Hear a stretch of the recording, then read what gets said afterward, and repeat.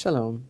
This week we are reading Parashat Kedoshim, beginning in Sefer Vayikra, book of Leviticus, chapter 19. And the Parasha begins with Hashem exhorting the people of Israel, "You shall be holy, for I, Hashem your God, am holy." And many of the Torah's commandments are concentrated in this week's Parasha. Early on, in fact in verse 4, we find the verse, "Al tifnu el ha'elilim, ve'elohei masecha lo taseh lachem." Do not turn to the idols, and molten gods shall you not make for yourselves. I am Hashem, your God. Obviously, we know this is a central theme in the Torah, that there's only one true God who can't be limited by any representation, who has no form, who we can't depict. So the Torah warns us not to turn to idols. But is there something deeper in this verse? There seems to be some sort of repetition. Why are we told, do not turn to the idols, and molten gods shall you not make for yourselves? What is the difference between idols and molten gods? And why the conclusion of the verse, I am Hashem, your God? So actually, there are two different ideas, really, that are being expressed by these two different words. Do not turn to the idols, elilim. This word elilim, it's really connected to the word El, which is one of the names by which the Torah conveys the idea of God and godliness. But we know that God is also called the God of all gods, even though he's the only God. And we know that the Torah warns us many times not to worship false gods, Elohim Acherim, Elohim also being related to El. And this is because the whole idea of the powers of the world, the powers that be, the structure of nature, and all of the manifestations of godliness can be actually misconstrued and misunderstood and separated from the whole by people to the extent that they can become objects of worship by which we think that we have to appease them or line them up in a certain way or somehow connect ourselves to them for our success, for our protection. And that is really the idea of elilim, of making something into a god. But it's really all coming from Hashem. And then we have this word masecha, do not make for yourselves molten gods. And we know that the word masecha in Hebrew is related to the word for mask. And mask is something, obviously, that covers over, that comes between something, that hides identity. But also the word masecha, the root of that word, and it's so important to understand the Hebrew language, the root of the word, and what the message of the Torah is really conveying. The word masecha is also related to nesech, which means to pour out. And this, of course, makes sense because we're being admonished here not to make molten gods. And of course, that means making an idol cast in metal. This is something that's poured out.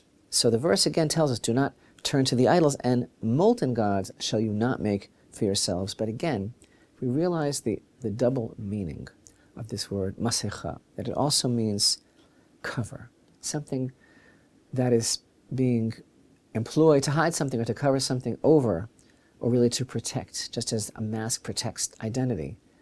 So we understand that the idea of the molten god is something that we feel, that a person feels is keeping us covered, is keeping us protected, is keeping us perhaps hidden from harm's way.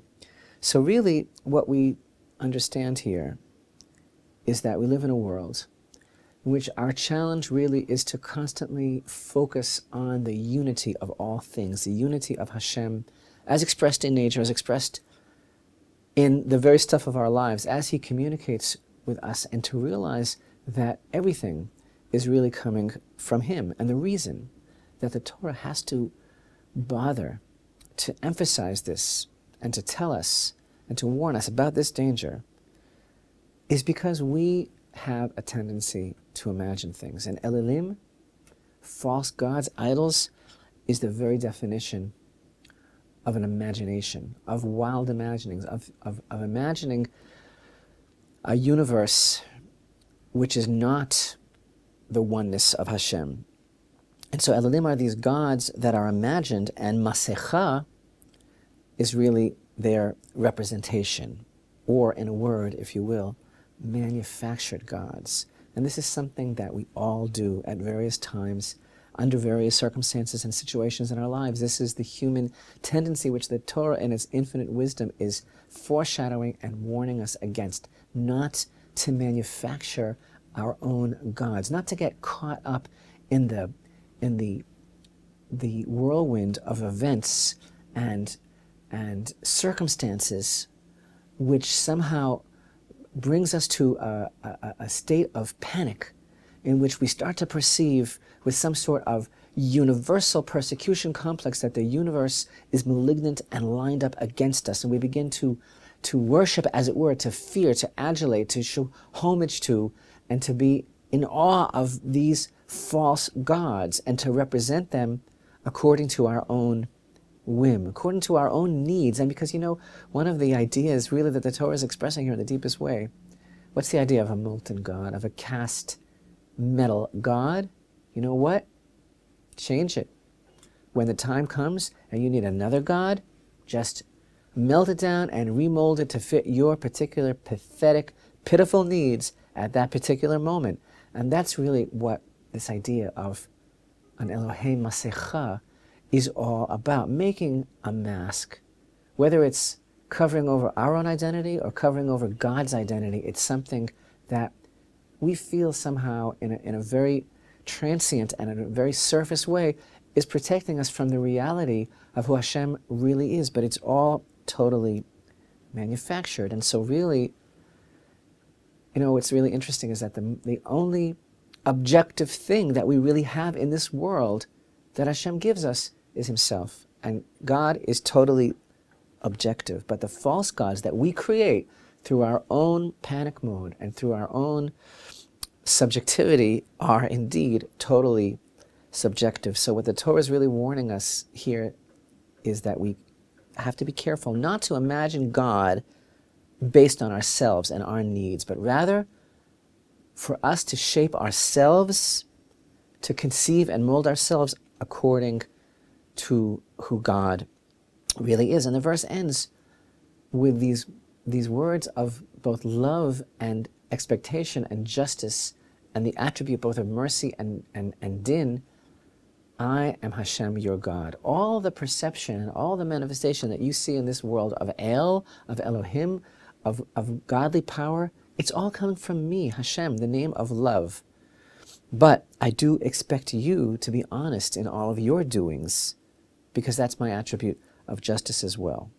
And Hashem is the opposite of all of these Elilim, that we all have a tendency that we can sometime be prone to fall into the quicksand of this notion of a false God, and then manufacture for ourselves some sort of comfort zone, some sort of place where we think that we are in control, and we understand that all we have to do is just play our lines a certain way and everything is going to be okay. But that isn't the reality of the situation. We're being warned, specifically because this happens in the human condition. Don't manufacture God, because He is the opposite of these circumstantial, fleeting attempts to try and grab hold of reality and form it and mold it and cast it our way. Our entire existence is rooted in Him. And this is the real thing. And this requires a tremendous commitment and dedication and the ability for us to develop this spiritual maturity in this world, in this life that He gave us, to realize that we cannot manufacture God on our terms, according to our expectations, because this is absolutely the real thing. Ani Hashem Elokeichem. I am Hashem, your God.